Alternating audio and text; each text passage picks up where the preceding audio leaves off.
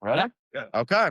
Yeah. All right, ladies and gentlemen, welcome to episode 4 of the Chris Reid Show. I have a very special guest. This has been in the works for a long time, and I've been so excited to sit down with him.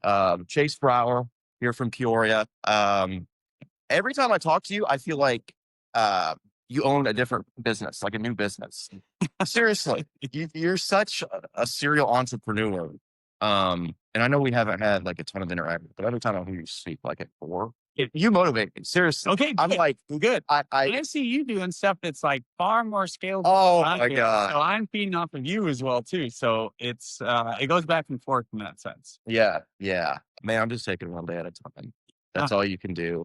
I want to know about your background though. Like when did you first get the inclination? You're like, okay, I want to do something in business. Did you have like someone in your life that like kind of got the ball rolling? Like, how did all that happen? I've been asked this a lot too, and it was a lot of like kind of soul searching after the fact because I didn't understand my thought process and kind of like what my take on life was in the sense. So it started in high school a little bit. I was always a little different, could kind of conceptualizing things a little better. Not like it helped me in school by any means, but it just I don't know. So it was like, oh, career path time, right? So you're taking these tests and it's like, oh, let's go into you should be an industrial engineer. You like to solve problems, you like to do this, that, Yeah. and you enjoy math or whatever, right? And I enjoy math a little, but not like an engineering does.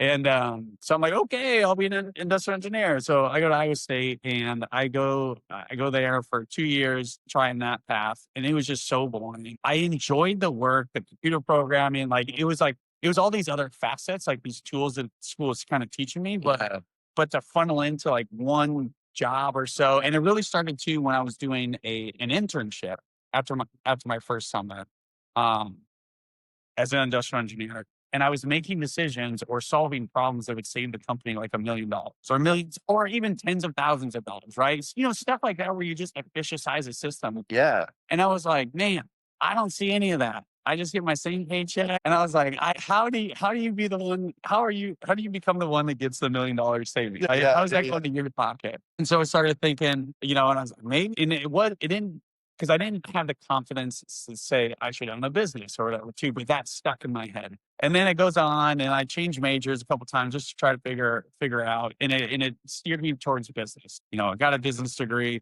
and that's great, whatever. And that really wasn't like the most exciting degree for anyone, but it's like, it doesn't matter because I was just trying to get out of there and get into the workforce because I was like, I'm done. School's just boring. It's not fulfilling me in the sense, and I just had to get out.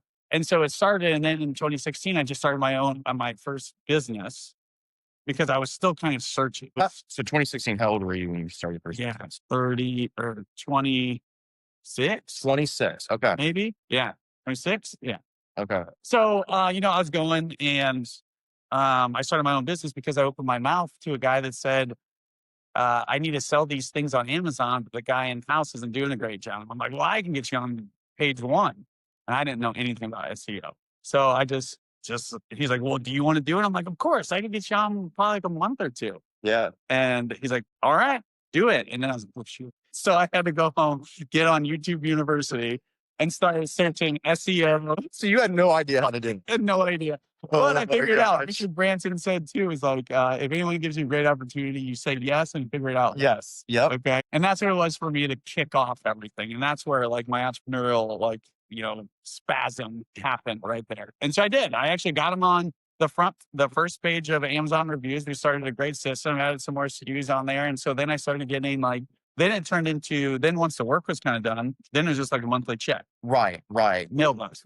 So what type of products did you say it was? These are weird products in a sense. The manufacturer bent like steel or aluminum and made these products. So a big one was like satellite. So like if you were to put a mount on your roof, more than likely it came from that company, right? The steel aluminum tube that holds the satellite will show up, and a couple other variations, and then a few other, I don't know, not high selling items, but really like the satellite mounts and all that stuff really was the main seller of it all. Because people need replacements. Other people put in large orders for their own company, like their own satellite. It's so interesting because when I talk to people like you, and it's like there's an underlying theme of like when you first get started, because we often think we have to have every little thing figured out. And it's like, Yeah. your first business, you just dove in head first, Yeah. And sometimes I remind myself, it's like, man, we get so stressed day to day with things that we forget how much progress we've actually made over time. And sometimes I take a small step back and I'm like, man, just a few years ago, like getting everything in line with this new product launch, if you would have told me I'm doing what I'm doing now, I would have thought that this version of me was an absolute genius. Like, how are you doing that? Um, so yeah, I just think that's just so important for people to realize, because fear just paralyzes most people. Yes. And it's like, when you ask the average person like what they want to do and then they tell you, that's often coupled with exactly why they can't do it, right? Or what's stopping them. Yes. And it's like that fear paralyzes someone before they even take the first baby step. Yep. Do you agree? Is that I your would say experience? that a lot. Analysis paralysis is another one too for people that overthink stuff. And and I actually I call myself out on that analysis paralysis because I am like a fact finder and then quick start, to launch something. So if all the facts aren't in line, I have a very hard time starting. But Right. I have to say, hey, just go. Right. And but a lot of people on the first thing they say, like, hey, I want to be, I want to start my own business, or I want to start doing this. Should I, the worst question, and it's the most popular question, should I start an LLC? And I'm like, who cares? It doesn't matter. Go make a sale first. Go do it. It's like, oh my gosh. Figure that junk out later once you start making a lot of money. Yeah. But like your first sale, just do it. People look at what Ultra Health Box is doing now, and it's like, okay, on paper, we're about a year and a half old or so. I've actually been working on this for over 6.5 years, like in all actuality. Like when I say work, I mean building the skill set, networking, figuring out, kind of what your average consumer, it's been years in the making. Yeah. From concept to now. Yes. About 6 years. So yeah, and that's another underlying theme when you study like titans of industries. It's like it took years for them. Dude, I think I told you this, but one of my favorite books, actually, it is my favorite book. It's Shoe Dog by Phil Knight. It's about how Nike started. Dude, it is the only book I have ever read. And I'm rereading it right now. It's the only book I've ever read that as soon as I finished it, I went right back to page 1 and started again because I could not believe how good it was. But it's so interesting because he's literally like 10 years into building Nike. And every day he wakes up and he's like, might go bankrupt today. Yeah.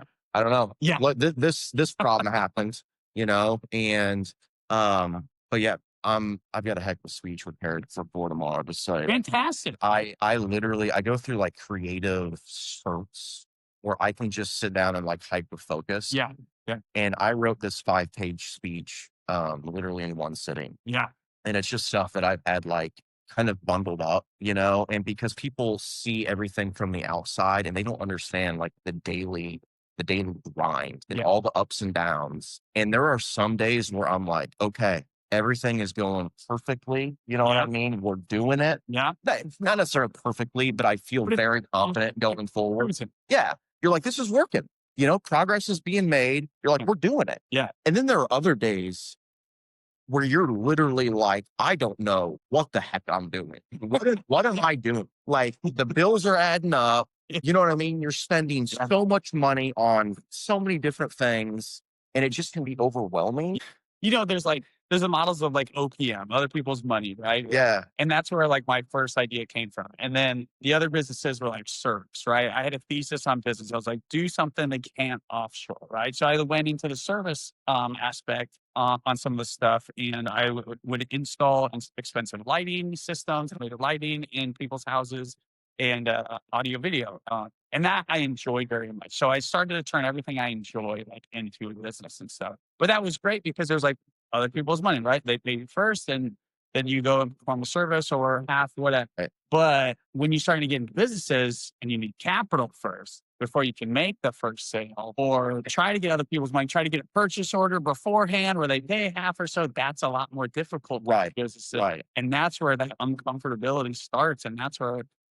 So talk about your businesses. When did you first open your first physical location? Because you own Pancheros here locally. Yes. Doghouse. Yes. You just opened Scooter's Coffee. Yes. And you're a co-founder of Switchbox, which is literally right behind us here at Distillery Labs. Right. So which of those was Your first one? First brick and mortar was the Punchero store, right? And that's where, you know, I got into real estate as well too. So it's like entrepreneurship for me, like real estate was the number one thing. And that's where I just YouTube University gave me one video. Yeah. Then I went in for 6 months and started learning everything I could about real estate. So I would buy houses, fix them, rent them, and long-term hold, right? Okay. And so that did really well for me. But then I got bored, like around the later half of 2018. So then, Yeah, we're making good time. so in the later half of 2018, I was starting to get bored. Deal flow was slow. So I was like, hey, let's buy a business. Robert Kiyosaki says, you know, buy real estate, buy businesses, like land, Yes. resources or something. So I was like, well, I don't know anything about land. I should buy a business. And this kind of came on to me when I was eating at Puncheros 3 times a week anyway. That's literally me right now. Yeah. And I was like looking around. I was like, lines out the door, 5 things on the menu. I'm like, this has got to be easy. Things on the menu. Right. Oh, I know. And I'm like, all right, let's. So I just bust down the doors at corporate there. Like, how do I own one of these? And so, you know, then they're like, the quick of it is like, oh, pick a different city and state because, you know, Iowa or all corporate owned there or whatever. That was in Iowa. Yeah, that was in Iowa. Okay. So then I was like, okay, so we choose Peoria, right? Data-driven decision. And so I had to exchange all that real estate in Iowa to build commercial and start build a spot where we are now in this perfect kind of like, well, perfect, right? That's all I developed, but our perfect spot here. And then, you know, put the Punchero. I would say Grand Prairie is literally a perfect spot. Yeah, well, year one, I wouldn't have said that. Yeah, Year two, yeah. I was still like, this is not a great spot. So this was like 2021. Yes. So COVID was still kind of right. Labor was super hard. Yeah. It was one of those, like in your businesses, every entrepreneur, like if you're not ready to just grind and put all else aside, then you will fail. Right. So there was a point where when I wasn't there, I was watching the cameras because I didn't trust the team, trained enough. And it was just a really bad labor portion. Losing money every month. So then it got to 2022 and I just decided like just start firing everybody that wasn't happy just work. And I was like, I'll be here. I'll close. I'll open. It doesn't matter. If I'm going to go down, then I'm going to go down with great burritos and a great service. So I was like, if I'm going to fail at this, it's going to go down on a fiery bullet. And kind of doing that. So I was there a ton, washing dishes and everything, scrubbing toilets, doing the prep work in the morning, doing the closing at night, anything and everything that was needed for the business and wherever I was firing someone, I had to pick up their duties. And then once, you know, then a couple of A players stuck around or hung out, and then it was better because we all actually rather work harder, but without these anchors pulling us behind, you know, the cancers of the workforce or so to speak. And once we did that, A players started attracting A players. And my team saw that I was leading by example, you know, and so that's the number one boss you can get behind, or leader you can get behind, someone that's doing everything before you. Right. And then so then it just grew from there. And then we started making a great team, and then that evolved. And now we got a system and process and a team that we flow very well. So did you have to develop that system, or is there like something you were going off of? Like, how do you find people? How do you find those agents? By the grace of God. That's how you find it. Because right away they weren't there. I even brought a manager from Iowa to like run this that I trusted, and like I was like, hey, you know, let's open some stores and get you out of like a bad situation, whatever, and you know, give her a real chance. And she lasted like 3 months and all that. And it was just being there. Being there and working in your business will make things happen. Yeah. Regardless of if today's not a success, or if tomorrow's not a success, or if you're failing the next day or the next week or the next month, if you're still failing, but if you're still going, it will turn. Right. It will turn. And that's kind of what happened if you just stick with it. Right?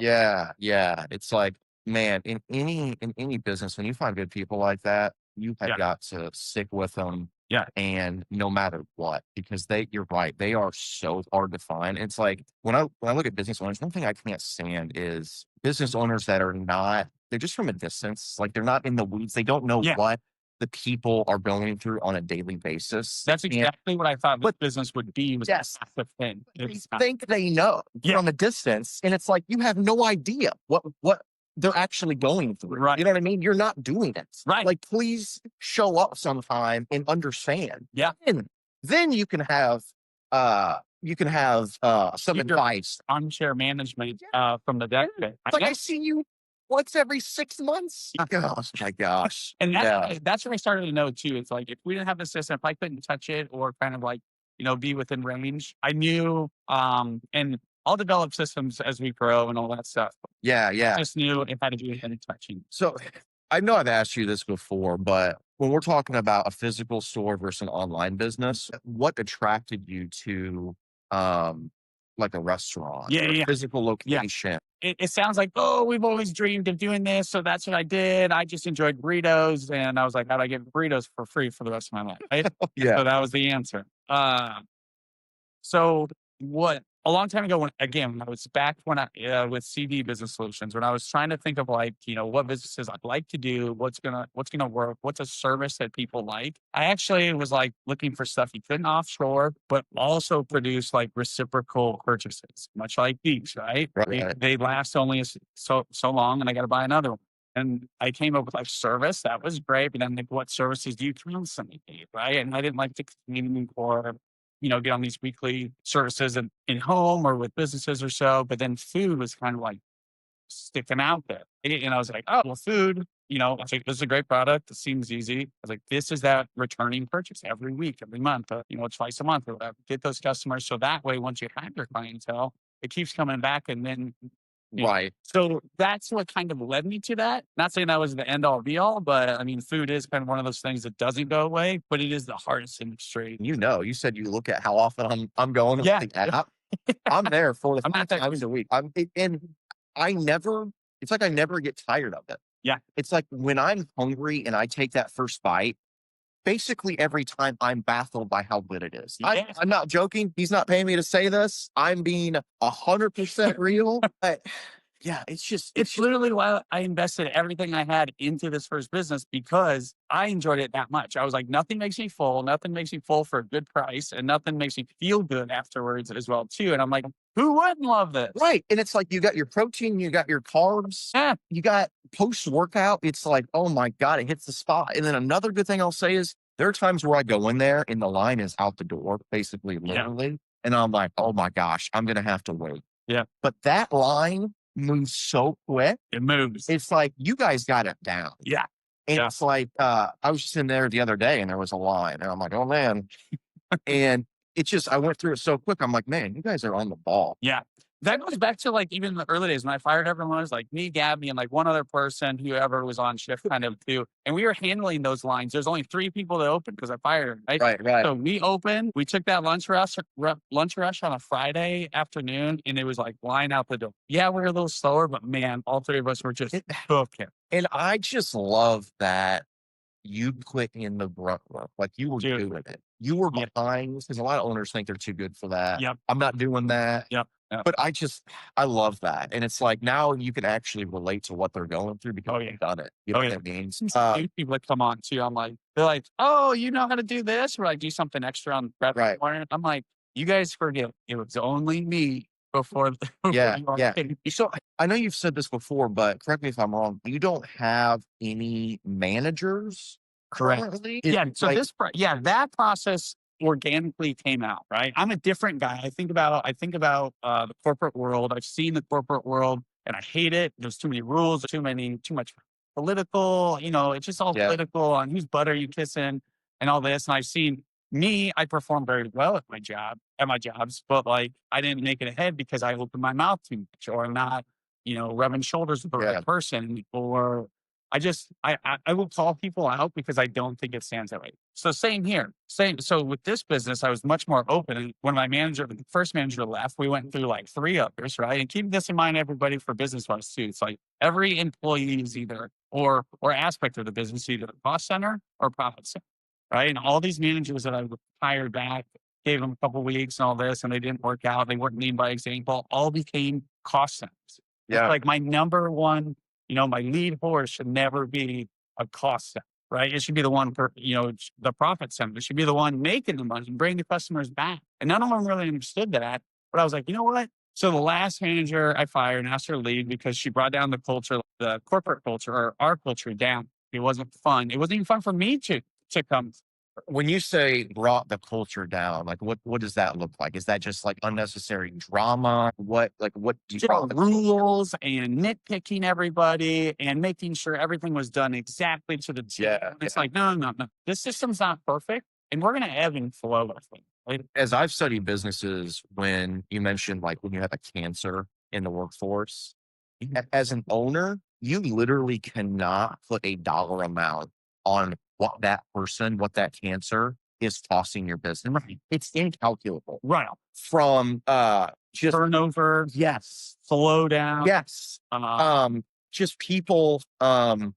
not returning because maybe they were rude to a customer. Right. They're just in a bad mood all the time. Yeah. They're starting unnecessary drama. It's like you literally cannot put a dollar amount on what that costs you. No. And no matter what, as a business owner, you have to remove that cancer. Yeah. Because it's just not worth it.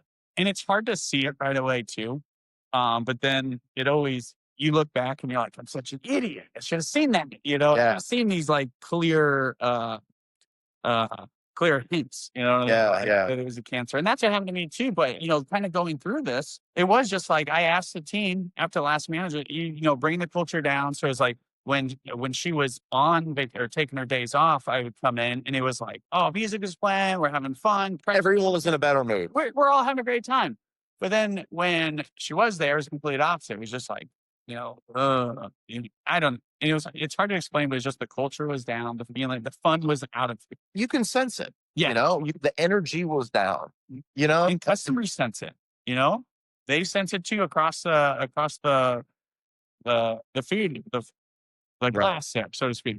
I tell this story all the time. That's a personal example, but I remember several years ago, the place that I would take my car in to get work done on it was bought out by new ownership. And the first time I took it in there with new ownership, they actually did a phenomenal job as far as the work itself on the car. Yeah.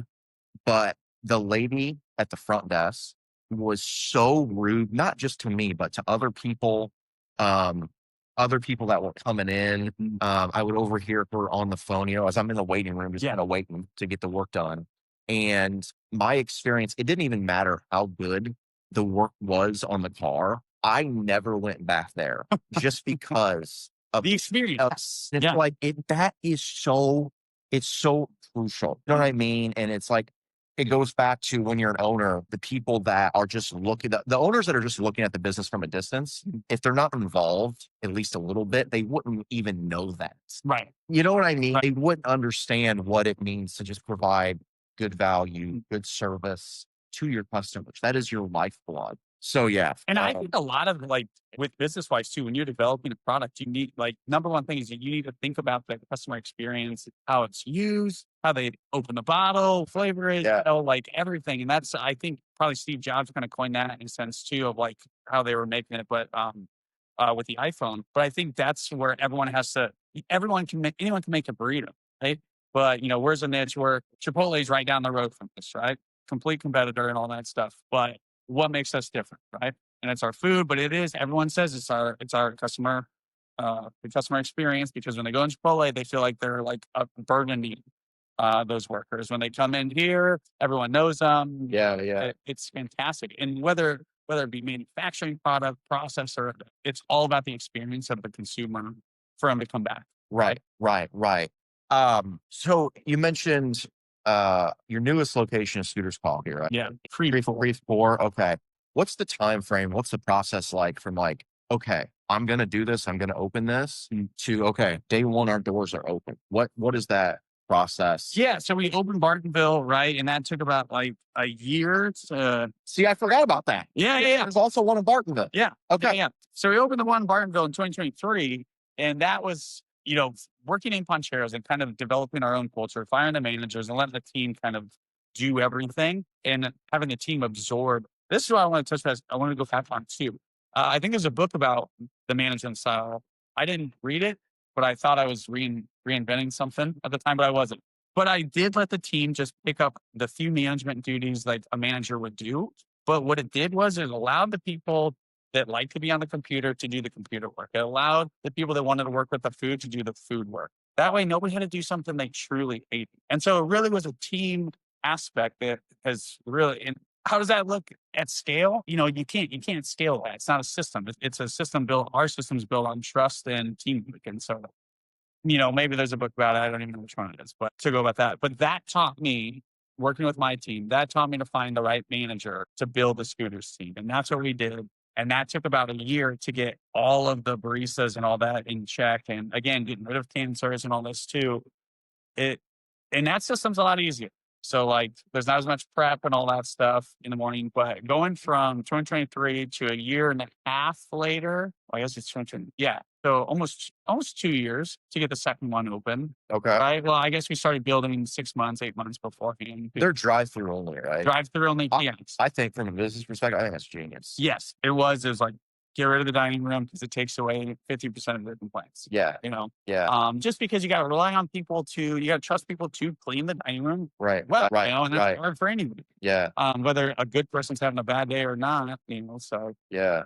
And so, yeah, but it taught me to find the right team, to mix the team and to coach that manager of the scooter side into building that culture and team as well too, and building those systems and processes in place, because there's not a lot of room. If there's no prep, there's only one person on the window, one person. Right. Is that something that as an owner you enjoy doing? Because often as an entrepreneur, we have to wear 1,000 different hats, right? Is that something you like doing, or are you just kind of like, okay, I know it's part of it. I'll get by. I can do it. That's a good question. That is something I really enjoy doing. And it goes back to, again, problem solving, right? Like back to industrial engineering, taking its principles and applying them to any and all situations. And so I do enjoy that. Like I am a problem solver. So when my team has an issue, a problem or something, I say, okay, let's fix this like this now. But how are we going to fix this in the future? How do we not repeat this? Or how do we, just for instance, right? Like we have a maintenance log at the store at Scooters, and we had a big problem with the drains, or something wasn't reported to me, and they were trying to just take care of it themselves without bringing me in. I don't know why they're not afraid of me. I'm the best boss ever. Go away, and I'm like, look, you guys know more than me, so I'm going to support you. So I'm off the floor, right? I'm off the floor. But so I was like, all right, this will never happen again. I was like, so here's the maintenance log. This needs filled out just daily by anyone in the building at any time of day. That way we have a daily one. So I know whenever anything's acting up or having a maintenance or yada, yada, it's broken, so that we can just call the right person. Right. And catch it early before it blossoms. Yes. That's huge. Yes, exactly. Yeah. It's like, it's no one's fault that something broke. So like, just report it. And then now we have a log, and then we can actually take it back to like vendors and of like, hey, your machine's not working because look at this from the time schedule. Right. Yeah, getting back to like a physical location versus an online store. Over the summer, I took a little entrepreneurial workshop in Pekin, and it was mainly for like physical store owners. Okay. And they're passing out literally a stack of regulations, insurance, insurance issues, all these things that you have to worry about when you're opening a physical store. Yeah. And I'm looking at this and I'm like, this has got to be $250,000 before you make one sale. Right. And I'm just like, this is why I primarily want to build an online brand. And people are like, do you have a physical location for ultra health products? I'm like, no, we're in physical stores. We're in 3 high beams now. Yeah. We're growing, but I primarily want to build an online brand. So you got any thoughts on that? Like, do you understand where I'm coming from? Yeah. Holy cow, you're all basically to even get the doors open. You're this money in for the a minute. middle. Yep. Yeah. And that's how business starts on the restaurant side, or for a lot of like manufacturing or any of these other things. They high overhead, a lot of capital expenditures to kind of get this process set up. You've been smart enough to work with other companies to create this product, and you manage it and you work with them tightly. But at some point, when you get to $1 billion in sales, you'll bring that. Say $1 billion? Yeah, I love it. With a B. You'll bring that in-house and open, and then you'll have all that overhead, right? You'll have all these factories and all this set up. So there's 2 ways you can do it. Again, I had real estate to flip into this as well. So that's kind of like my capital, so to speak, right? Okay. And you can build funds this way to work that in. But if you have a great system and you can because you can increase your margin by lowering costs, right? Which means opening your own business, right? Like if they make it for $1, but you can make it for 50 cents or a quarter, you calculate how much sales you need to build a $10 million building to do Right. that stuff. Right. Right. And like, Yeah. what's the return on investment on that too? So, and the banks love loaning on that. It's like, all right, we'll make, 50 cents more per bottle times however many in sales. So our ROI is going to be like, oh, we'll be able to pay off, $10 million in 5 years. Yeah. With a loan, and a bank will loan on that too. I mean, but also too, this works better in higher traffic areas. Nobody's going to one spot to just pick up like vitamin. I mean, GNC, get in there. That's where it's like a full supplement. They included a whole plethora of products. How many SKUs are in that store? Oh, 100? I have 1,000? I have no idea. I would say probably 2 to 300. Yeah, exactly. Um, And so your SKUs, how many SKUs do you right now we have 9. 9 SKUs. Yeah. Yeah. That doesn't mean you should get up. About to be 11. Right. Exactly. And so you shouldn't have a brick and mortar. You don't have enough. There's not enough draw for people to make the effort and reroute their life to stop at this spot. Yeah. I will say though, like just kind of looking at the landscape of different businesses, I love physical products. Like not just supplements. Yes, obviously that's my business now. But I just love something I can look at and be like, oh my gosh, like this is my product. You know what I mean? And as time has gone on, I do kind of feel that way about a physical store as well. I do think it would be pretty cool to own something physical, whether it's a restaurant or anything. Now, that's way down the line, but just to be able to walk into a place, to interact with the customers, obviously there's a lot of headaches, as you know, that come with that, I'm sure. There's something just something feel good about walking and be like, this is my business. You know what I mean? Look at all these happy customers 100%. enjoying their meal. There's something about that, but it's also, does it make sense for the business? Does it calculate? Does it actually produce money? But, a brick and mortar is one of the best billboards you can have. That's why Verizon, T-Mobile, and US Cellular, all those companies buy all these businesses and buildings all the time and put these guys in there that give you a new phone number 6 or 12 months. Because it's a huge billboard. Yeah. It's not like it's a profit center because their profit center comes off of their monthly recurring bill. Right. These sales are just to help you and just be a big banner in the space. And that's why like US Cellular and T-Mobile, or no, AT&T were competing over in Grand Prairie. So there's AT&T went over because T-Mobile had a spot next to it. So there's a little, but once it makes sense, because then you have a hard presence and then you capitalize on the microtransactions or the upsells when they're inside. Right. Do you want to continue to open new locations of the various franchises? Like, what do you see like going forward? Do you have an end goal? Oh, I want to have 20 locations by X date. By that, I don't have the team for that, nor the desire to open like 20, unless I really get a system down. But here's kind of how I've thought, and it's mainly changed because of my, like, how do I say it? My mentality on the business. Like, I want to build more restaurants so then my team has more reasons to move up in the company. Does that make sense? Yeah, dude, I love that. I love it. So that's where I've gone over, and that will get to a bubble. And I don't want that bubble to burst, like to a certain amount of stores and all that. But I want to create that so the team has something that they work like where they worked hard here, scrubbing dishes and dealing with, scooping shit. I want them to be up here down the road and say that was all. See that's how I know you're doing big things, because like so many people would not look at it like that. You're not thinking about what's in it for me. Yeah. What can my net worth get to? How successful can I be? Yes, you're thinking about that obviously to some degree, but you're thinking about what people can I bring with me? Yeah. You know what I mean? And just a little personal note. This is something I'm going to say tomorrow or, but like this year I have felt with Ultra Health products, I felt every emotion under the sun. Seriously, I felt the highest of highs, the lowest of lows.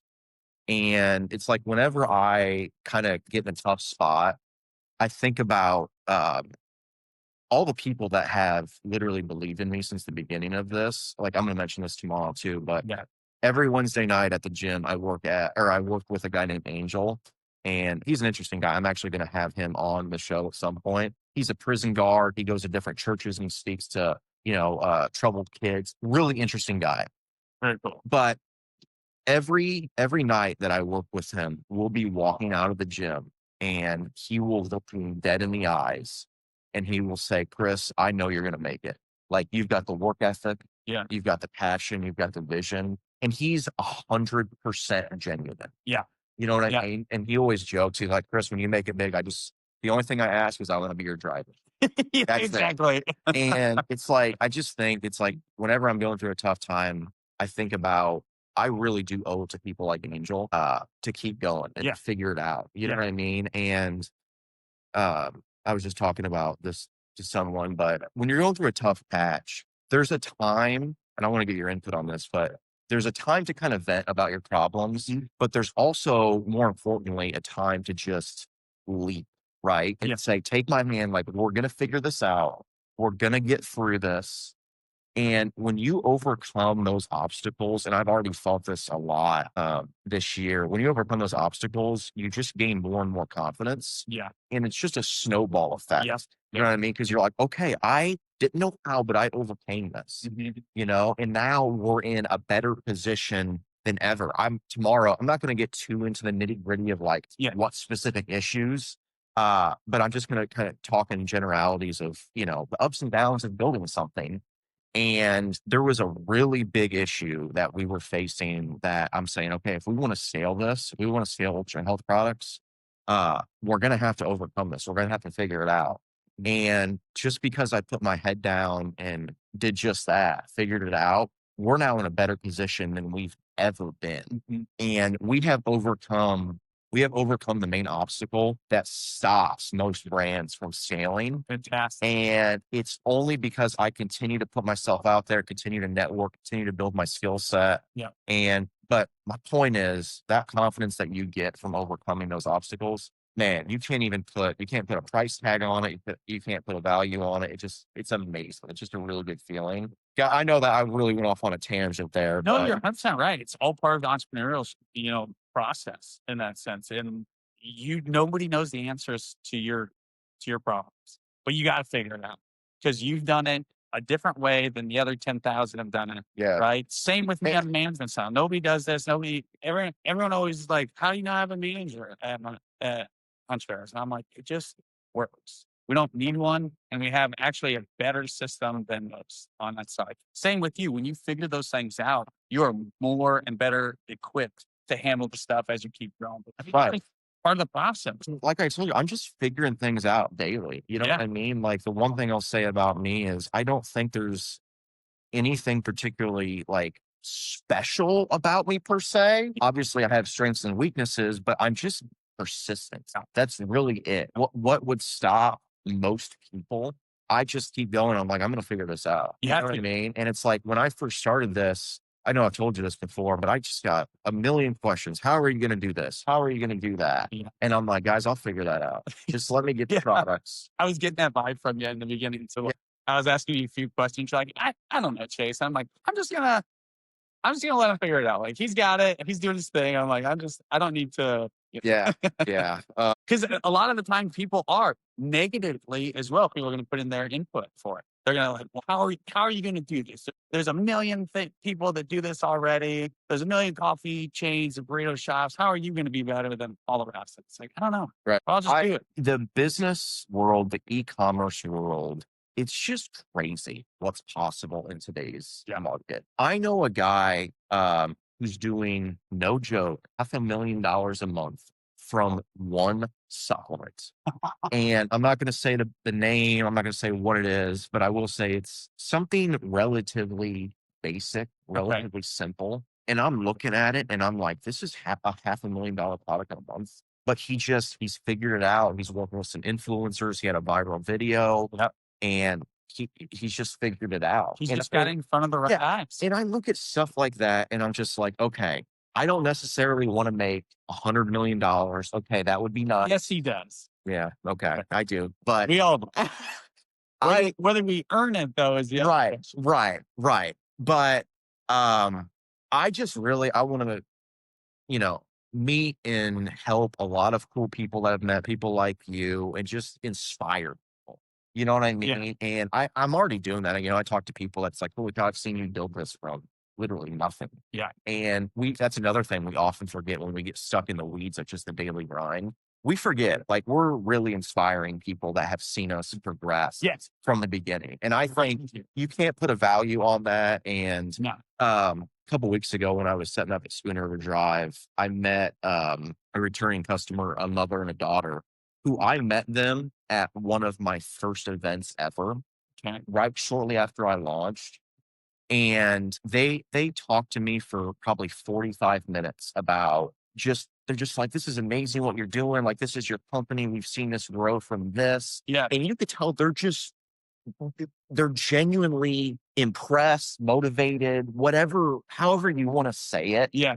But that's another one of those things that's like, when you take a step back and you realize that it's like, holy cow, these people are inspired by what I'm doing, what I'm building. That makes it all worth it. And it's like, when we get to the end of our life, more than just the money, it's going to be what kind of impact we've made on people. It's like those moments are, I think, what it's all about, At the end, and where it's like, I did. And I tell Josie, my business partner, and other, important people that I'm working with, I will never put money ahead of our working relationship. Right. Because if you do that, it's not going to work out anyway. You know what I mean? And if you put people first, the money's going to come. Absolutely. It's going to come. That's the whole thing. It's just like, keep building the team, keep building the business. Who's oh man, this YouTuber Dan Locke. Yes, You like him? He said one thing. He's like, lions. You see a lion. Everyone thinks like the male lion comes in. He's the first one to eat. But he's like, no. The female lions, the workers, they all go out. They eat first. Yeah. He's like, but the male lion comes up and he eats last, but he eats the most. So it's like, get everyone fed first. Right? Yeah. Once everyone's fed, we get to come in later. Yeah. And not only that, but if you don't burn bridges, if you keep your relationships solid, you're always going to be in a position to figure things out. You're always going to have someone to turn to. Yeah. You know what I mean? That's when people ask me, like, what's the one thing I could do as kind of a new entrepreneur? Just network. Yeah. Put yourself out there.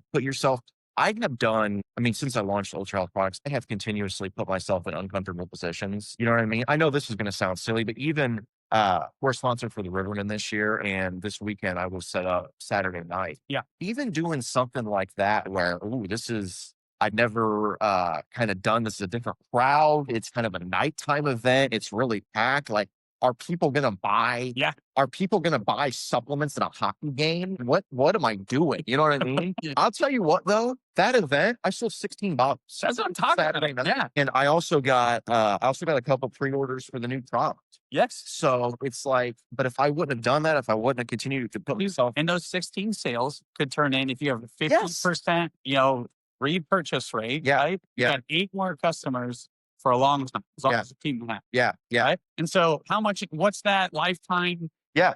And just a perfect example of that. There's a girl I know who's one of her friends was one of the ladies that bought from me Saturday night, but she kind of knew I did this, hasn't really purchased yet.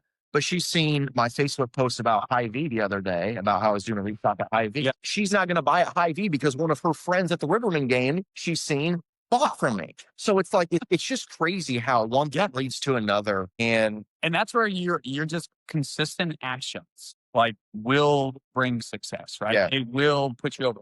And that was number one thing with Poncheros and stuff too. Once I figured out the team, I was like, okay, the 4 walls are taken care of, right? All 4 walls. We've got it. It's clean, happy service. We got the right culture. I need to get out and start getting into the public side, right? And so I asked the team, I was like, hey, are we good if I steal away, for this lunch hour? And Core Group was the first place I started. All right. Roof Tiger brought me in. It was BNI, but now Core Group. He brought me in and said, you just need to talk to those people. But feeding off everyone else talking, successes, failures, but the energy of all these, not everyone's a business owner in that, but like everyone's in the same aspect. When you're an entrepreneur, you're in sales. Number one job is sales, right?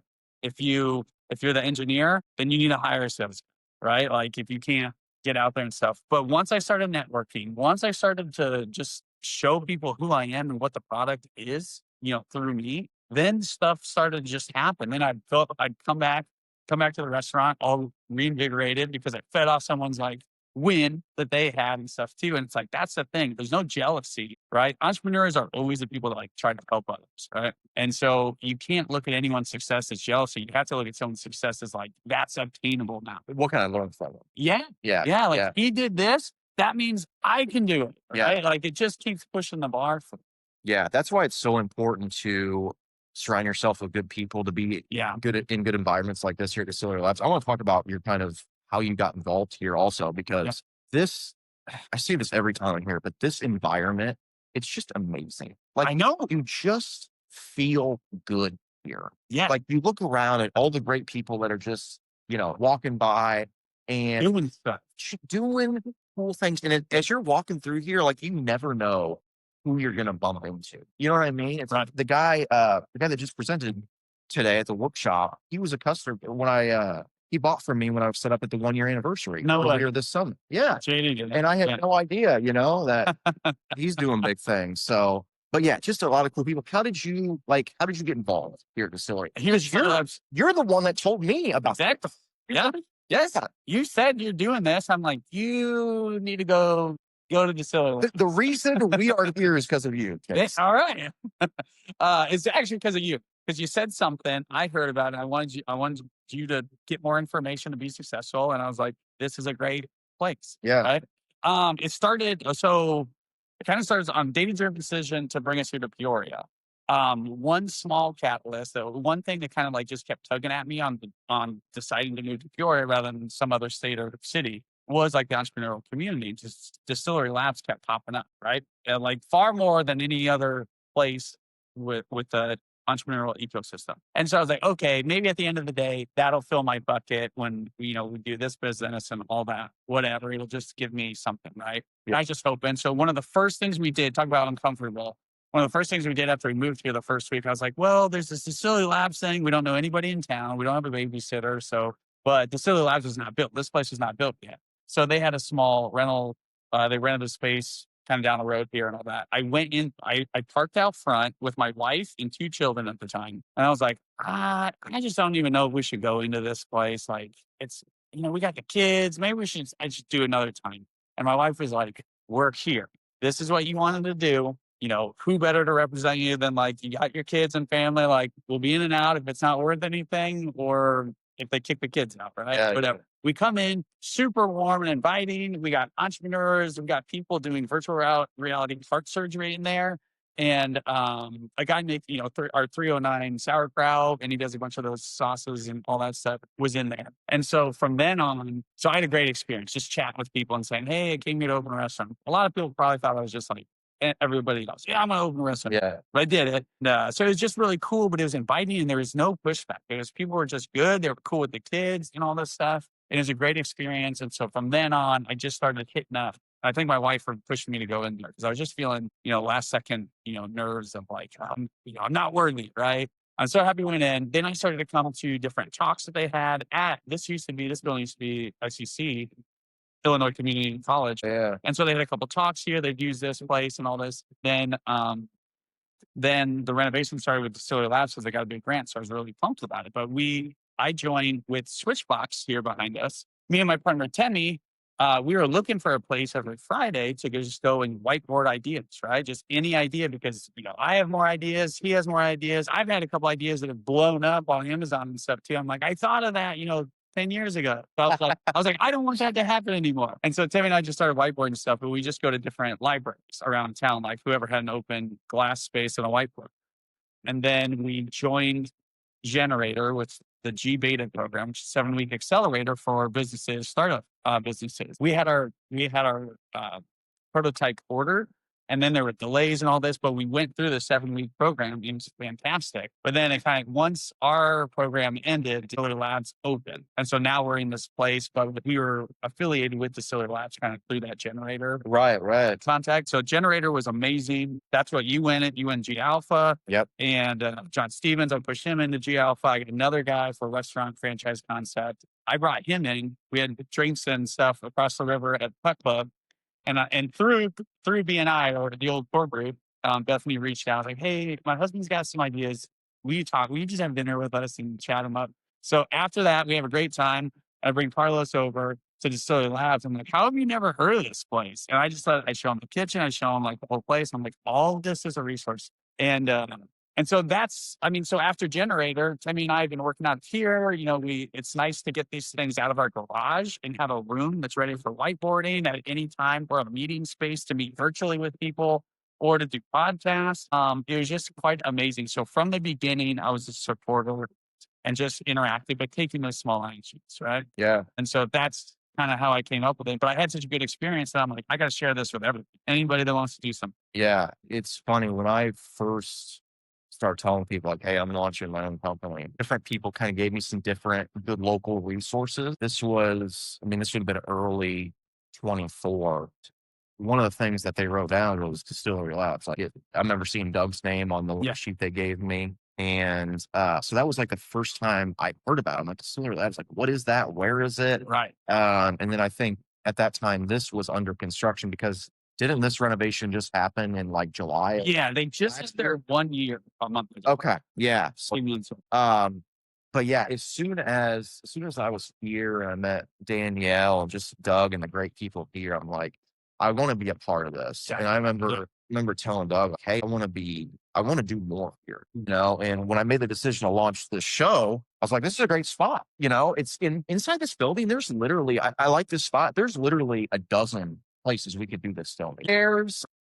Just a really good people, really good location, just such a good resource. You know what I mean? Just come in and hang out. I just feel so focused here. So yeah, if you guys are in the Peoria area, this is a must check out if you're interested. Name a city that has resources like this. Yeah. You just walk in and we have to badge in and stuff. We've got cards to get into the back area where the more expensive stuff is. But you can get a temporary one, but like what city has this resource that says, oh, you're an entrepreneur, you have an idea, you're gonna make chapstick? Great, we'll help you. Yeah. How far are you? Where are you? And we'll help you from there. Yeah. Right. Yeah. We got the Economic Development Committee right upstairs.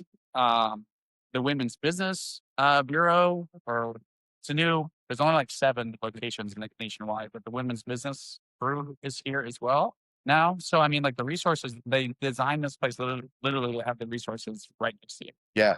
But in that, having this stuff, having the ability to get this in front of people too, because like this fish box in a garage, right, is not going to get any eyes. We're not going to get any concepts. We're not going to be able to talk to people and get good ideas from them, right? They're looking at it and stuff. So it's just a great community to have to just dish out opinions and Speaking of Switchbox, I'm going to talk about, because it's that's separate, a little different from restaurants. Like, how long has that been in the works? Like, what are you currently working on with that? Like, even what is it? Like, I kind of generally. But Switchbox. So Timmy and I were meeting at in libraries, right? And we were whiteboarding ideas before Distillery Labs was made, and we started Switchbox, right? So one time, all these ideas we iterate pretty quickly between him and I, and we really started to learn to work together really fast, and we're a great yin and yang team. Well, but he came one Friday, and we'd switch off like. I come with an idea, he comes with an idea, we whiteboard, see if it makes money. He came one Friday with Switchbox, where he's like, dude, I had to clean out my car at a charging station. There's nothing around me. I mean, at the Hy-Vee, and I got to walk like 200 yards to like throw something away. He's like, why isn't there anything convenient that gas stations have that's at a electric vehicle charging station? And I'm like, okay. I was like, so we started just kind of drawing out. And then we started I would always do the model of like, ROI, how much money it can make, and, like, what's its return? Can it make any money? And we started doing that. I was like, oh, wait a second. Even at its most conservative, 2 purchases an hour for 8 hours out of the day, even though it's available 24/7, it can make $18,000 a year, right? And that's just 1 box. And that's just like 3 products. So when we went through, we kind of started ideating these and started looking for prototypes or systems that are already like the hardware itself, this big locker system that works virtually, that opens automatically, and all this stuff. Yeah. And taking basically those lockers you see at amusement parks that you store your person or jacket, taking that, but just changing the code on the backside and making it more of a short-term rental, like rent a vacuum, rent a tire compressor, rent some what we call the switch bag. So it's got a little car care kit in it. It's make your car look nicer because you're sitting and charging at this electric vehicle charging station for 27.5 minutes on average or 30 minutes. And so when we went through the accelerator, we had the product, the prototype already ordered. And so that was coming. But we were going through going through the accelerator, we really started to see that this idea was way bigger than just 3 little products, right?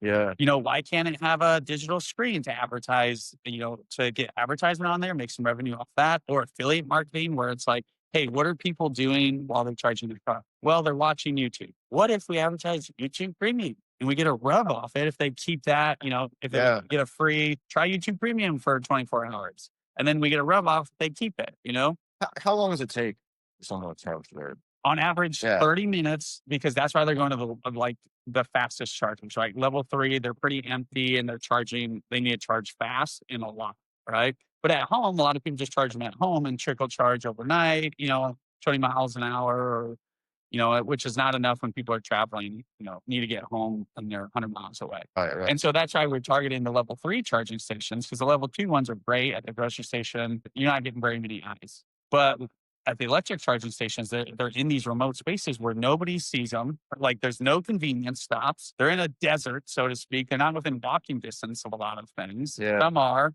but it's like, why can't you have the convenience of just taking advantage of this 30 minutes of downtime? And so our goal is to save 1 billion minutes from our customers. And, if you have 25,000 of these switch boxes out there at the 25,000 EV charging stations times 5 minutes per transaction, 1 billion minutes isn't that far off. Right, Isn't right. hard to grasp. And if we can save that amount of time, what are people going to do with that extra time? Not having to reroute, go to a gas station to fill up their tire or get food delivered because we want to make these things that will have food, like be a geolocation for food delivery, like get a Jimmy John's within 15 minutes delivered to your car.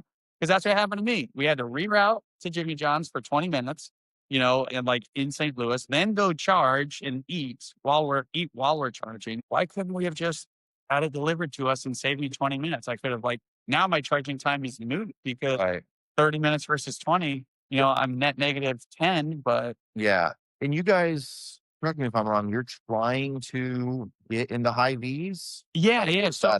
So we actually had a great pitch at Arrowhead Stadium in Kansas. Remember you telling me that. And we had a great pitch, and then we got a lot of other directors' numbers, but we didn't get the Peoria guys. Like he wouldn't return our calls or emails or anything, and we were trying to go roundabout. And so then actually we just did a quick one I was telling you about this summer where we took a Switchbox out there to Liberty, Missouri. And Ina, the director there, super forward with local businesses there. She was like, "Hey, bring it out. If you guys are, here's the thing. Come on out for one of the weekends." So we come out, let her know. It did great. We did a big high-V advertising on the canopy that goes over it. So a lot of eyes on that. And 12% of our scans went to that high-V spot. So they got a lot more on that high-V perks. Right. And that's what they want. And so she's like, "Dude, bring it out here." But that was in the middle of us redoing the software here. So we have more control. So we can offer a more expansive product line as well. And so we're like, okay, well, let us get this one done. But then this one's had issues since we've tried the new update. And so we haven't been able to deploy it, but she's been awesome, patient, and it's just like, all right, well, whenever you guys get it, just contact me. Yeah. So when you start these businesses, do you have an end goal in mind of okay, I know I want to sell them at some point? Or are you just kind of let's just take it day by day? Day by day, man. Profitable. Yeah, we should. I'm starting getting that question. Are you looking to sell yourself? I'm like, oh my goodness. Yeah. Those are the questions I think Generator really, the accelerator that we'll Generator really kind of starts asking those questions because going through G-Beta, we're talking to venture capitalists anyway, and VCs want to, either bump it up so they can get a good return or bump it up to sell so that when you sell, they're 10% to 20%, really makes a lot of money. Tammy and I on this business see it going a couple different ways too. We're okay keeping it in-house and building just a big old business off of it and getting involved with a lot of entrepreneurs, having a different product line in these too for other Lux blocks, right? Yeah. Stuff like that to put in our systems and make it easier so you don't have to buy so much shelf space like at Hy-Vee. You can try it out at these locations where you got a captive audience. Or we ramp it up, sell it to Shell gas station and Casey's gas station because they love it, and we make our exit, and we do something else that helps the world. Like we're open to any and all of it. We just know what we have to do first is get this rolling. Yeah. And that's it. Yeah. That's the only thing, because none of that stuff matters at the end if we can't get the Right. If we can't get the horse. The Yeah. cart's there, but like without a horse to pull it, who cares? Right. And it's like everyone wants their business to grow. It's like it feels good when it does. But as that happens, the problems don't just increase a little bit. Yeah. They drastically Yeah. increase. And as you scale, your profit margin actually shrinks because now you have to hire, every business is a little different, but you have to hire, different people. So it's like you can get to 100 or 200 million, but it's like your profit margin might only be Right. a small percent of that. A lot of people kind of like yours, like if you run off a fixed cost model, yeah, you're going to look like your numbers are going to look really good once you start scaling. But then once you start scaling, you have to go into the variable cost model to bring those extra costs in. Yeah. So yeah, that's where people are like, wait, I thought that's where a lot of businesses do get to as well. It's like, well, we're doing $60 million a year in sales, but like, how are we losing money? Right. It's crazy. People are like, if you ask me if I'm profitable, I'm like, in today's world, what does that even mean? Exactly. Oh my gosh. Last night, I just met this guy at the gym, and I always just casually talk to this guy about like sports, nothing big. And we kind of got to talking about like what we do. And I found out yesterday he owns 5 gas stations. That's awesome. And I told him, I was like, I actually want to have you on the podcast because he's a super interesting guy. Yeah. And he told me, he's like, man, I love when people are going for something and have that entrepreneurial vision. Yeah. And, but yeah, and then that led into a great discussion about ultra health products. Yeah. And I wasn't trying to sell them, but he actually ended up buying a few bottles and placing a pre-order for the new product. But that's how it works, right? Yeah. You're helping someone, Yes. chatting, and now you made a personal connection with them, and they built a trust. And he's like, oh, I take supplements already. Let me try yours. Yeah. So here, give me 3. And it's so interesting because he was just like, I'm picking his brain, much like I'm doing yours. When'd you start your first business? How did you do it? And he was just like, in the town I'm from, I noticed he opened a liquor store. That was like his very first business. I was like, there was no liquor store in a small town. I just decided, I just did it. And he's like, I just figured things out, you know? And, but yeah, God, I love, we could sit here and talk for hours. Yeah. Seriously. Okay. Before we wrap things up, I'm super excited for this. I've been waiting for months. Man, ladies and gentlemen, we are going to have Chase do a live taste testing, honest first reaction of the new product for Ultra Health Products. This, oh my gosh, this has literally been in the works for over a year. Okay. I thought it was like 8 months or so when you talked about it a while. That's probably when I first started talking about it. But yeah, But it's really been in development for longer than that. This is going to be big. Every single person that has tried these, and I told them, I said, guys, be 100% honest with me. It's not going to hurt my feelings, but people have universally loved them. And I'm not going to say what it is yet. We're just going to do a live taste test. Okay. You want to do, we've got green apple. I have one sample of the green apple. Perfect. And I saved it just for you. And blue raz. You can try both of them. Perfect. You want to start with the blue raz? Well, it's Halloween time, so I need the green apple. Okay. Actually, You're going to do I can both. try both. Yeah. All right. No, Let's start with green apple. Be 100% honest. Right. So as I'm looking at it, it's not sugar coated, kind of like the other ones are. Like there's no powder. Correct. Right? Okay. So what is in this though? I'm not ready to reveal what. Just you know what it is though. I didn't know if you wanted to say it. This is like candy. Like the green apple taste is just like what suffers or Does it remind you of like any specific candy out there? Because to me, I'll let you. I'm not using your candy bar. Man, it's making my mouth water. Like I want more. Yeah. Like pardon me. Everybody. So to me, it tastes just like a green Jolly Rancher. Yes, but it's in gummy form. 100%. Yeah. 100%. That's what it is. Yeah, that's fantastic. That's fantastic. Okay. Blue raz. And that has everything, right? Like, you don't have to say it, but it has everything in there. Yeah. And bigger now, too, than yes. you explain. Does it need to be? Just to fit the amount of the ingredient in there. Okay. Yes. Okay. Yeah. And people ask me the dosage and they're like, well, can you get this amount in there? I'm like, guys, the gummy would be this big if I put that much in there. Yes. Okay. So it's been about 50-50 as far as whether people have liked the blue raz, the green apple. Okay. I personally prefer the green apple. Yep. But they're both really good. Okay. So here's the blue raz. Okay. Same thing, same texture, shape, and size. This is really good. Not as green apple, like that really came out. Not as sweet. This one, I'd almost eat taking daily though, because that's a little more Mild. Yep. Okay. But there's still great blue raz in there because that's the aftertaste. That's what my saliva's like picking up. Right. That one's really good too. And there's no weird aftertaste. Right. That's delicious. You've never tried another brand of this, have you? I don't do supplements. Okay. I have hours at home, and I take those vitamins. I have a lot of different vitamins. Whatever I'm feeling lacking of, I take those and more. Like if I'm feeling sick, I will say everyone that has tried these that is taking bigger brands, I mean like massive brands, like viral brands, whether on TikTok or whatever it may be, they have said mine without a doubt are not.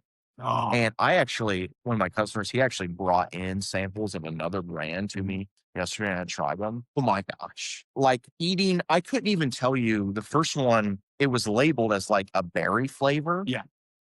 It was like, I'm not joking. It was like a cinnamon cough drop. That is the best way I can describe it. And it's like, I'm like, when it tastes this bad, like it basically defeats the purpose of putting it in a gummy. Right. Like just put it in the water. People to look forward to taking it. And when it tastes like they're going to remember to take it. Yes. That is the biggest issue with this specific product mix. Interesting. I didn't even think about supplements like that, or to like look forward to taking it. Right.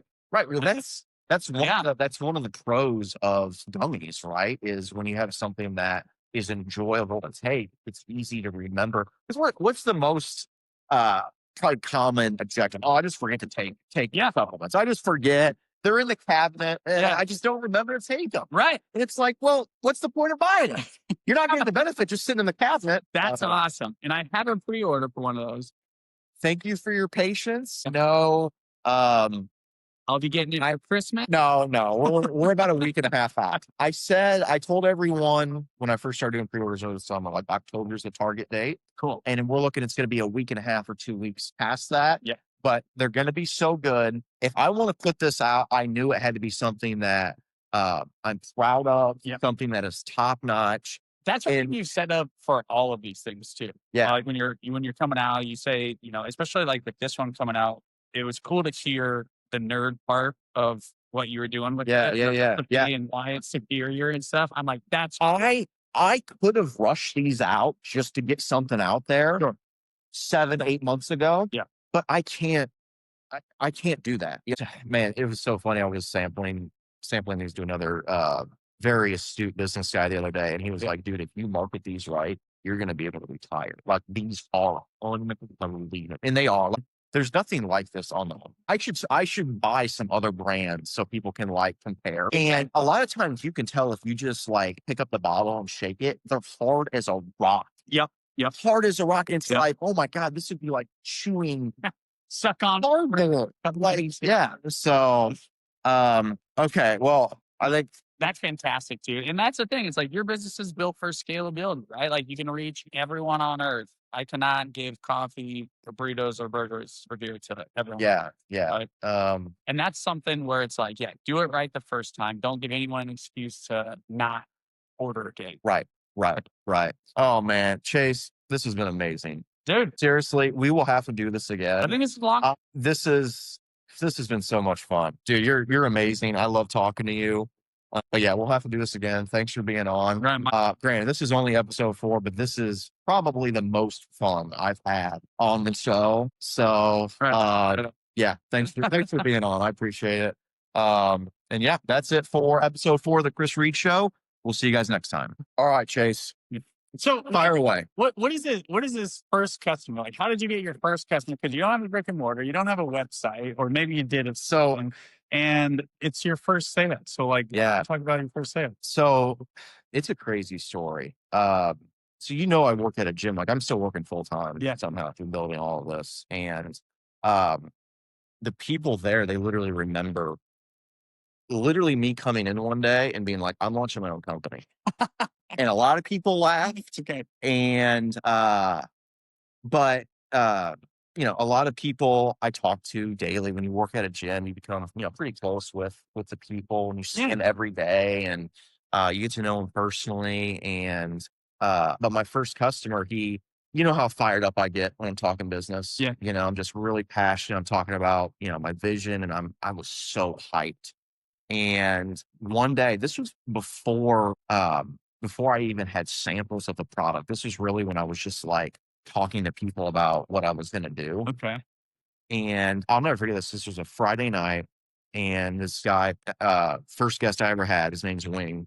He walks in with a $20 bill, and he goes, "I want to be your first customer." So you're chatting about this with him. Yes. Anyway, just Yeah. at the gym, Yeah. just hearing, he's like, Yeah. whatever, Yeah. okay. And And then he's consistently hearing about this Yes. on and on. And this is just so crazy, but he told me a story about how he missed out when the first iPhone launched, about being one of the first customers for that. Yeah. And he was like, "Man, I never want to feel like that again." So he's like, "I'm not missing this opportunity." And he was like, "What if you're the next Apple?" Yeah. Yeah. And I was like, "Oh my gosh, like let me get some products." Yeah, don't put that pressure on me. Let me get some product out there first. But yeah, he's another one of those people that has really believed in me, Yeah. since the beginning. And it was really cool to have him as my first guest. Dude, that's great. Yeah, and then we launched at Hy-Vee in January. He came out to that, and Josie did a really cool interview with him about him being our first, customer. Yeah. And it was really cool to have him. I mean, it was almost a year exactly, from okay, I'm going to launch my own company, to holy crap, we're in Hy-Vee. So I was really happy to have him at that event. He deserved to be there. And he deserved to be on the show as well. Yeah, 100%. I love it. I love that you had the support from not a random, but kind of like a random for most people to say from the get go. And then you got your $20, and now you're like, I need to produce. Here it is. Like, I have the sales, and now I got to bring it. Yeah. I mean, Yeah, that's exactly how it happened.